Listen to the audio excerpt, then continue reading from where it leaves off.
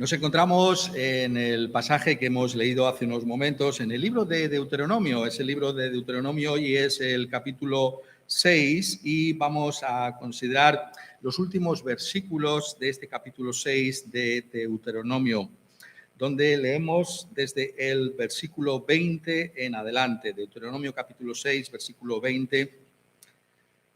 Mañana, cuando te preguntare tu hijo, diciendo: ¿qué significan los testimonios y estatutos y decretos que Jehová nuestro Dios os mandó?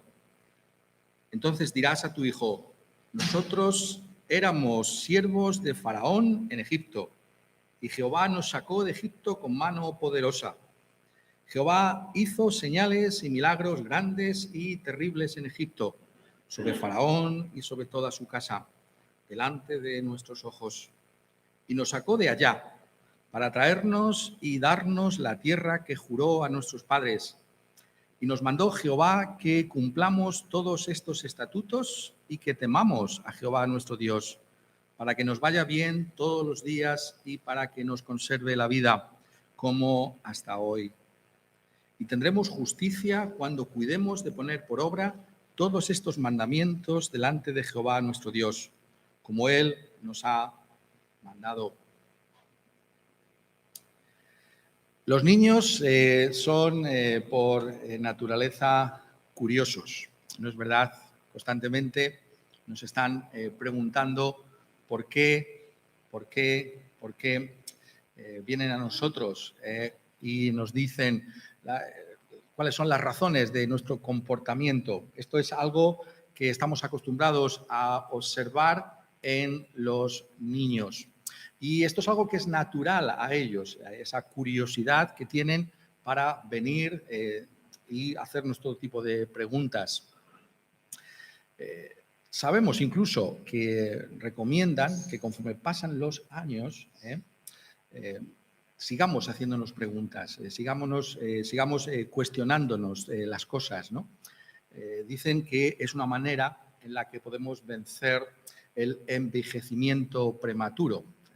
Poniéndolo de otra manera, ¿no? Si dejamos de tener curiosidad por lo que pasa, entonces es un síntoma quizás de que estamos envejeciendo demasiado rápido. Tenemos que aprender constantemente, tenemos que tener curiosidad por la vida. Si muchas veces dejamos de tener interés en lo que pueda pasar o de preguntarnos las cosas, quizás sea una señal, ¿no?, de algo en nosotros. Por tanto, la curiosidad es algo importante en la vida. Y una persona, si lo puedo poner de esta manera, tan ocupada como lo era Moisés, sin embargo, aquí en este pasaje nos está recordando que él tiene un interés por los niños.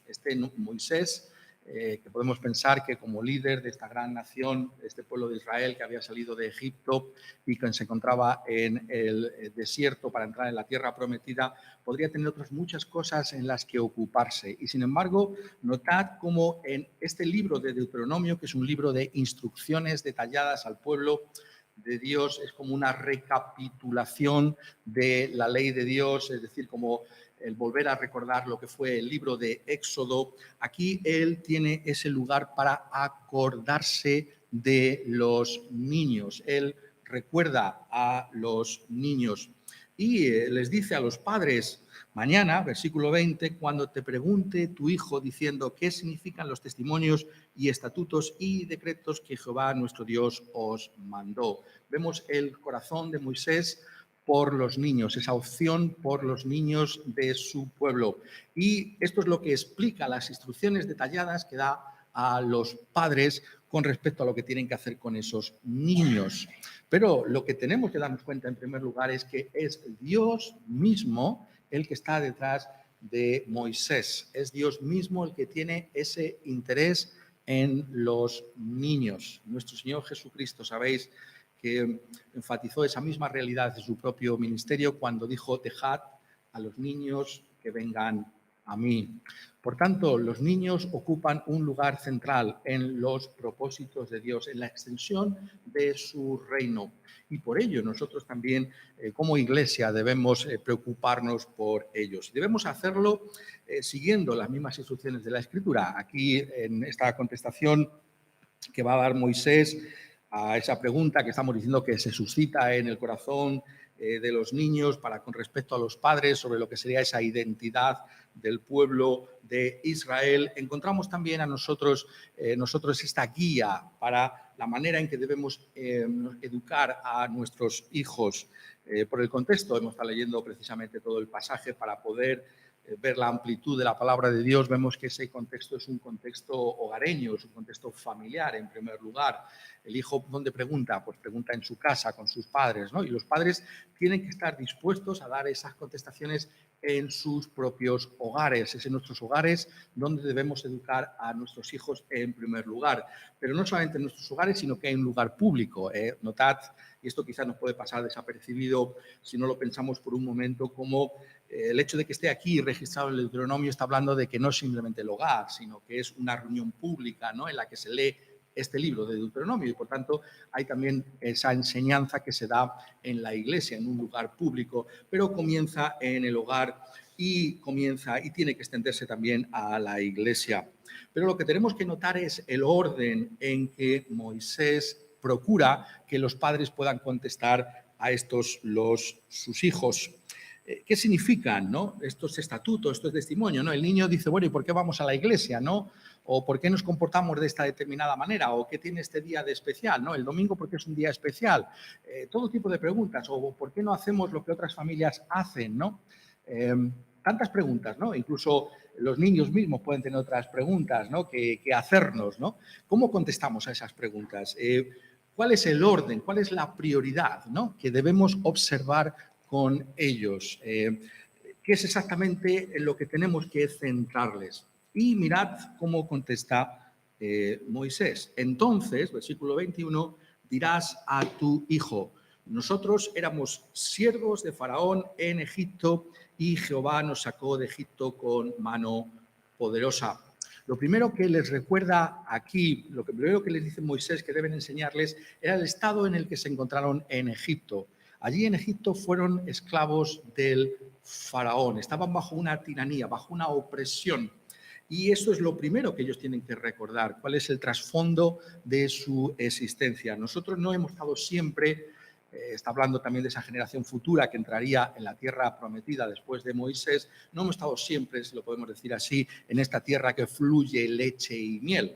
No nos hemos encontrado siempre en estas circunstancias tan favorables, ¿no?, que hemos entrado aquí, como hemos leído también, y hemos heredado estas ciudades que nosotros no hemos edificado y estas huertas de las que nosotros estamos beneficiándonos, jamás plantamos estas plantas, ¿no?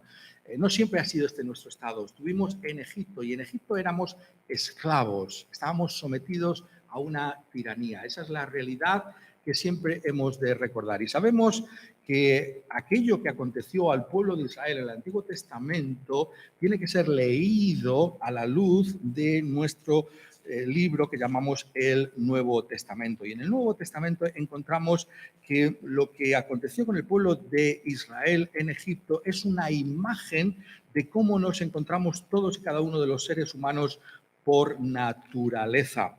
Esto es lo que nos enseña multitud de pasajes, pero en particular podemos pensar en esta ocasión en la epístola a los Colosenses y en el capítulo 1, cuando el apóstol Pablo escribe a los que se habían convertido en aquella ciudad de Colosas, una iglesia que él no había fundado, pero la que está escribiendo, y les dice a ellos con gozo, versículo 12 del capítulo 1, dando gracias al Padre que nos hizo aptos para participar de la herencia de los santos en luz, el cual nos ha librado de la potestad de las tinieblas. ¿Qué ha hecho Dios por nosotros? ¿Qué hizo Dios por los colosenses? ¿Qué ha hecho Dios por la iglesia? Nos ha librado del poder de las tinieblas. De la misma manera que el pueblo era esclavo en Egipto, nosotros estábamos también bajo la potestad del mal, del pecado, de la realidad, de un poder en nosotros que nosotros no podemos derrotar por nosotros mismos y que está simbolizado por ese faraón, por esa opresión. Eso es lo que hace el pecado. Nosotros hemos nacido en pecado, nuestros hijos han nacido en pecado y nadie puede liberarse de lo que es ese pecado. Lo vemos todos los días en nuestra vida, hay unas consecuencias de nuestro propio pecado. Vemos cómo hacemos lo malo a los ojos de Dios, cómo lo realizamos con nuestros pensamientos. Muchas veces somos dolorosamente conscientes de cosas que tendríamos que haber hecho y no hicimos, no realizamos en nuestra vida, y es una carga que llevamos ahí, es la realidad del pecado. Y muchas veces nos oponemos al pecado y queremos de alguna manera librarnos, pero es imposible para nosotros. Y eso es justamente lo que nos enseña la Escritura. Estamos bajo el poder del pecado. Estamos en tinieblas por naturaleza. ¿Qué podemos hacer en esas circunstancias? Bueno, es muy curioso lo que dice aquí la Escritura. Nosotros no podemos hacer nada para remediar esa situación. Esa situación no está en nuestras manos poder enmendarla. Mirad cómo lo pone Moisés aquí en el capítulo 6, versículo siguiente, versículo 22. Y dice: nosotros éramos siervos de Faraón en Egipto y Jehová nos sacó de Egipto con mano poderosa. Jehová hizo señales y milagros grandes y terribles en Egipto sobre Faraón y sobre toda su casa delante de nuestros ojos, y nos sacó de allá. La segunda gran enseñanza que dice aquí Moisés que debemos dar a nuestros hijos es que la salvación está solamente en las manos de Dios. De la misma manera que solo Dios pudo sacar al pueblo de Egipto, de la misma manera, solo Dios hoy puede salvarnos de la tiranía del pecado, del poder de Satanás. El pueblo estaba bajo el faraón. Nada podían hacer para librarse de ese su poder. Y sin embargo, Dios desplegó su gloria, desplegó milagros y señales extraordinarias por medio de las cuales humilló al faraón, venció a todos los dioses de Egipto y finalmente los sacó de allí. Ese acontecimiento extraordinario que culmina esa liberación, que sabemos que es cuando el Mar Rojo se abre y el pueblo puede pasar por en medio del mismo. Y cuando los egipcios trataron de hacer lo mismo, ese mar volvió a su lugar y perecieron. Esa realidad de la que está hablando la historia del pueblo de Israel. No se puede entender a Israel si no entendemos el Éxodo. Y el Éxodo no es que ese pueblo se libró a sí mismo del faraón, sino que fue Dios el que lo sacó de allí. De la misma manera en el Nuevo Testamento, y mirando lo que dice Moisés como esa ilustración, se nos dice en ese pasaje de Colosenses capítulo 1: con gozo dando gracias al Padre que nos hizo aptos para participar de la herencia de los santos en luz, el cual nos ha librado de la potestad de las tinieblas. Es Él el que nos ha librado de la potestad de las tinieblas. Es Dios el que saca a su pueblo del poder del pecado, y esto lo realiza por medio de nuestro Señor Jesucristo. Al final de esa cautividad que el pueblo estaba experimentando en Egipto, Dios les dio una fiesta para celebrar muy especial, que era la fiesta de la Pascua. Ese era un momento álgido en la vida de Israel, tendría que ser recordado por todas generaciones. ¿Qué significaba esa fiesta? Es justamente al final de ese tiempo que estaban en Egipto. Bueno, estaba significando la manera en la que Dios les iba a liberar de Egipto y de la realidad del pecado de Satanás. Esa fiesta consistía en que tendrían que tomar un cordero sin mancha y sin defecto, y tenía que ser inmolado, y la sangre de ese cordero tenía que ser puesta sobre los dinteles de las puertas. Ellos tenían que alimentarse al mismo tiempo de ese cordero. Y cuando ese juicio de Dios vino sobre Egipto, ese juicio final sobre ellos, la muerte de los primogénitos que llevó al faraón a decidir que finalmente pudieran abandonar la tierra de Egipto, entonces ellos fueron libertados de ese juicio condenatorio. Sabemos que cuando el ángel destructor pasó por delante y veía esa sangre, dice el Señor: yo pasaré por delante de vuestras casas y no os heriré. Y esta fiesta de la Pascua no era un fin en sí misma, sino que estaba apuntando a una realidad por venir, que era la muerte de nuestro Señor Jesucristo en la cruz del Calvario. Es la sangre de Cristo Jesús la que nos libera del pecado. Es precisamente porque Cristo Jesús murió en la cruz del Calvario que nosotros ahora podemos estar persuadidos de que hay perdón de pecados para con nosotros por la fe en el Señor Jesucristo. De la misma manera que ellos expresaron su fe en la palabra de Dios poniendo esa sangre sobre los dinteles de sus puertas, de la misma manera nosotros ahora, por la fe en Cristo Jesús, estamos diciendo que nuestra esperanza de ser librados del juicio de Dios por causa de nuestro pecado está puesto en esa sangre. Y lo que está diciendo aquí Moisés es que esto es lo fundamental para decirle a nuestros hijos.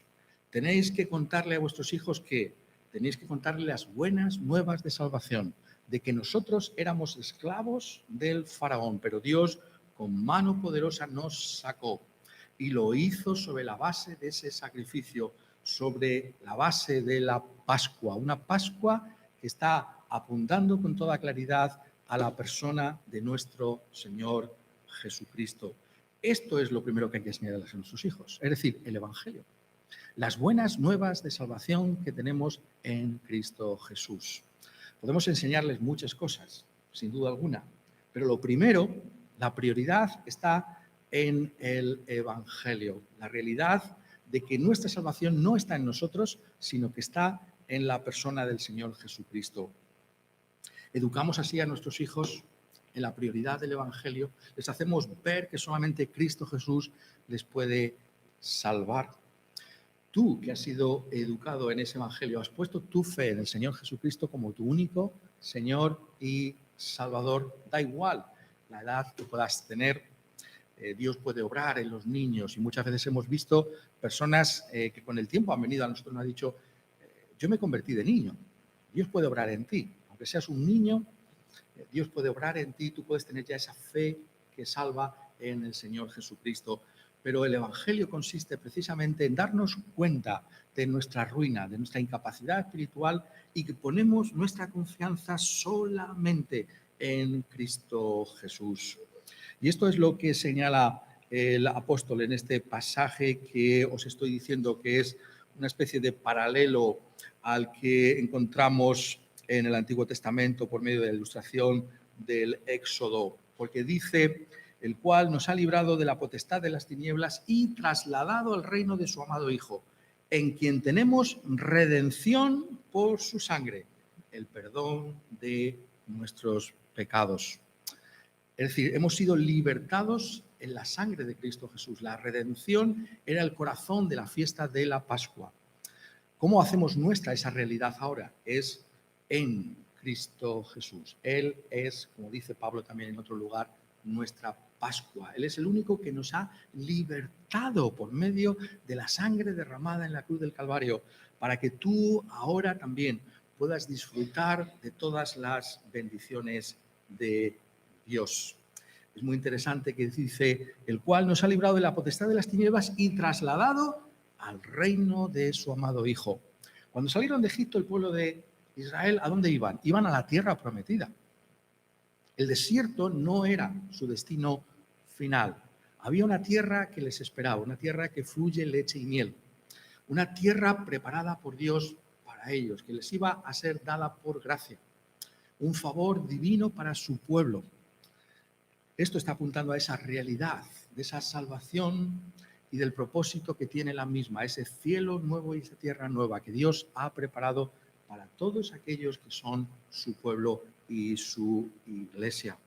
Y por tanto, nosotros venimos delante de Dios con esa esperanza. Le hacemos ver a nuestros hijos que hay una salvación prometida, una plenitud de la realidad, de la presencia de Dios para con nosotros, que Dios va a traer y que ahora en el Nuevo Testamento se llama una tierra nueva y un cielo nuevo en el que mora la justicia. De la misma manera que ellos querían entrar en aquella tierra prometida, estuvieron peregrinando por el desierto para entrar en aquella tierra prometida, nosotros también ahora en este mundo vamos camino de ese lugar. Pero solo es posible si tú y yo hemos puesto nuestra confianza en Cristo Jesús como nuestro único Señor y Salvador. Y esto es lo que hay que enseñar a nuestros hijos, la realidad de que no vivimos solamente para esta vida, sino también para la venidera. Y aquí hay algo distintivo que solamente lo vas a encontrar en la iglesia, que solamente los padres cristianos van a educar a sus hijos en ello. Y es el hecho de que, a diferencia de las personas que viven en este mundo, nosotros sabemos que esta vida no lo es todo. ¿Por qué se caracteriza una sociedad como la nuestra, una sociedad crecientemente secularizada? Porque todo está aquí, es el aquí y el ahora. Si no disfruto de la vida, pues cuando muera ya se acaba todo. Esa es la forma de pensar que tiene la gente. Pues bien, la Iglesia en eso es contracultural. La Iglesia está teniendo un mensaje que solo ella puede traer, y es que hay un cielo nuevo y una tierra nueva, que esta vida no lo es todo. Y esto es lo que tenemos que enseñar a nuestros hijos. Tenemos que hacerles ver que hay una esperanza de vida eterna y que solamente puede ser obtenida por la fe en Cristo Jesús, que es algo personal e intransferible, que nosotros no podemos comunicarle esa realidad. De alguna manera, en esta conversación que está teniendo Moisés con todo el pueblo, y en estas instituciones lo podemos ver, no solamente se trata de que vosotros sepáis estas cosas, ¿no?, sino que las tenéis que transmitir a vuestros hijos. ¿Para qué? Para que ellos también puedan tener una experiencia genuina con Jehová mismo. Es muy interesante que podamos leer, y yo os animo a que este pasaje no simplemente lo meditemos ahora, sino que luego penséis en él en vuestras casas. Cuando dice en el siguiente versículo, el 24, y nos mandó Jehová que cumplamos todos estos estatutos y que temamos a Jehová nuestro Dios, para que nos vaya bien todos los días y para que nos conserve la vida como hasta hoy, para que temamos a Jehová nuestro Dios. Y este concepto del temor de Dios, como sabéis, es uno de las grandes enseñanzas que tiene toda la Escritura. Significa realmente muchas cosas, pero en esencia es una relación personal con Dios como mi propio Dios. No simplemente que mis padres tienen una relación con Dios en Cristo Jesús, sino que yo tengo esa relación también, que yo me reconozco delante de ese Dios, que reconozco lo que soy, un pecador perdido, pero que este Dios en la persona de Cristo Jesús ha venido a salvarme. Ese es el temor de Dios, es vivir realmente teniendo una experiencia personal, genuina, real de Dios. Esto es lo que queremos para nuestros hijos. No simplemente queremos que puedan entender lo que nosotros creemos, sino que ellos puedan experimentar a ese mismo Jehová en sus vidas. Este Jehová que sabemos que en el Nuevo Testamento es nuestro Señor Jesucristo. Buscamos que ellos mismos puedan decir, no es ya una cuestión tuya, que tú me has enseñado estas cosas, sino que yo tengo esa fe personal en Cristo Jesús. Eso es lo que tenemos que procurar.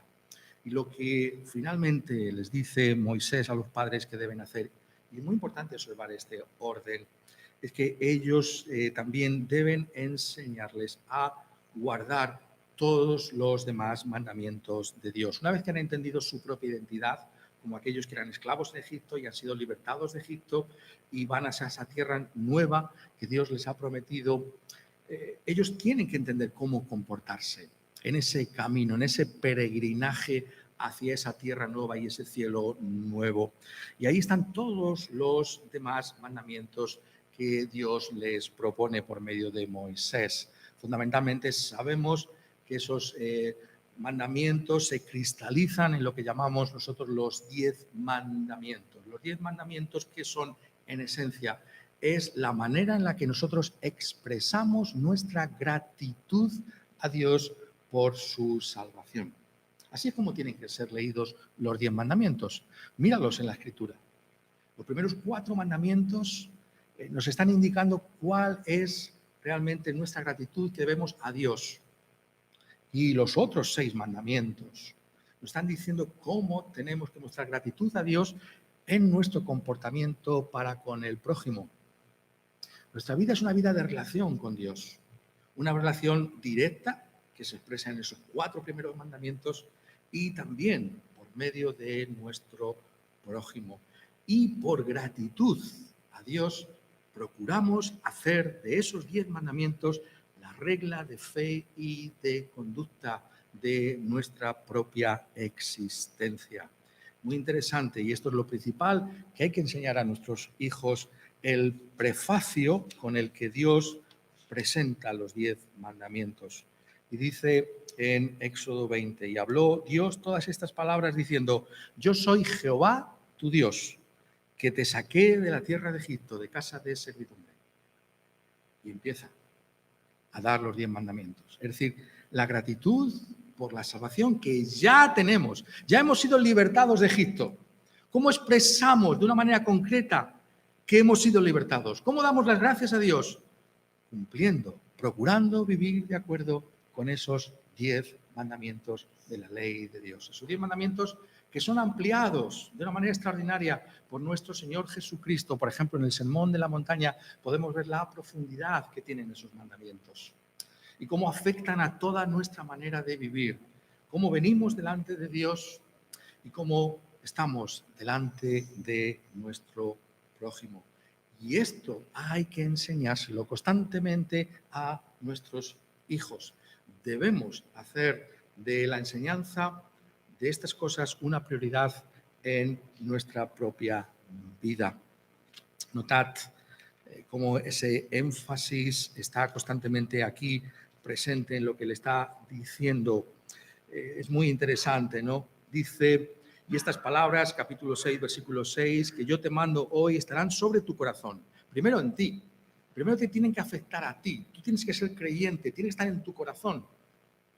Y después las repetirás a tus hijos y hablarás de ellas estando en tu casa y andando por el camino y al acostarse cuando te levantes, y las atarás como una señal en tu mano y estarán como frontales entre tus ojos, y las escribirás en los postes de tu casa y en tus puertas. Esto significa que tenemos que saturar con la palabra de Dios toda nuestra existencia cotidiana. No es algo accidental, no es algo que, bueno, tiene lugar en algún momento de mi vida o de la semana que prestamos atención a Dios, no.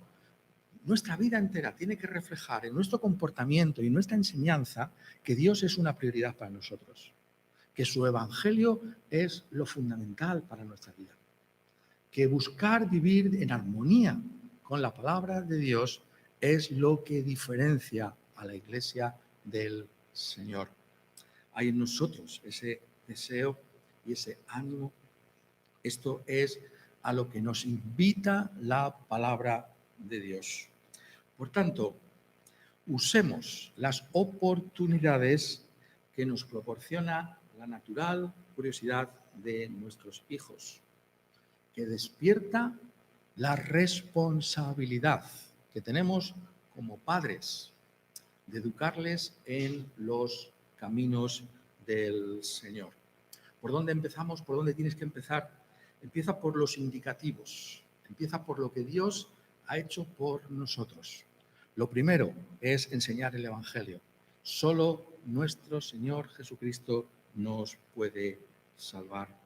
Y seguimos inmediatamente después con los imperativos. Si Dios te ha salvado, si Dios te va a salvar, así es como tú tienes que vivir. Como ves que yo vivo, así también tienes tú que hacerlo. La manera en que respondemos a esa gracia de Dios con gratitud en toda nuestra manera de vivir. Niños, preguntad en vuestras casas. Preguntad a vuestros padres, no os quedéis con las dudas. Bombardear a vuestros padres. Preguntar en la iglesia, preguntar a los hermanos de la congregación, ¿por qué hacemos esto? ¿Por qué no lo hacemos de otra manera? Todo lo que haya en vuestro corazón, preguntadlo, desarrollar esa curiosidad. Lo que queremos es poder responderos con la palabra de Dios. La pregunta final es, ¿eres tú parte de ese pueblo de Dios? ¿Has acudido a Cristo Jesús como Señor y Salvador? ¿Conoces el Evangelio? ¿Conoces las leyes de Dios? ¿Procuras vivir conforme a las mismas? Esta es la realidad de la que estamos aquí hablando, la realidad del pueblo de Dios desde siempre.